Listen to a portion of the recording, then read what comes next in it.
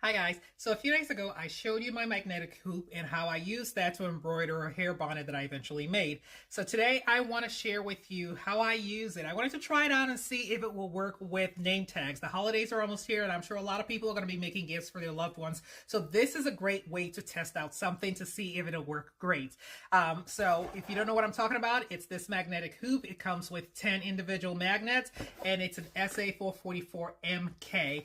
It's 5x7 and it works great. Now the reason I wanted to use it for name tags is because the tags I have, the webbing is they're 1 inches wide, so I wanted to see if the hoop would hold it in place. In addition to that, I did 2 options, so I'm going to show you the options. One was with a more dense design and another was with a lighter design. Why did I do that? To see if the hoop will hold in place as the machine kept punching into my webbing. So let's go ahead and get started.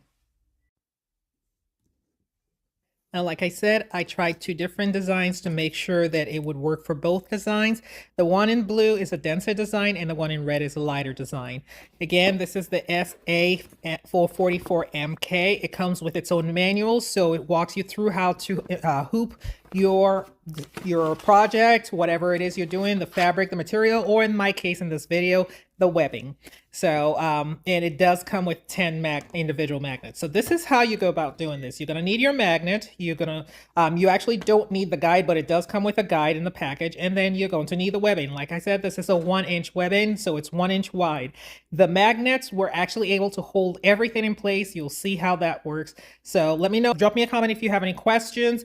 I do want to add though that when I place this embroidery hoop on my my cutting mat, I wanted to make sure that it was exactly on the grid so that I would be able to place it in the accurate spots, if that makes sense.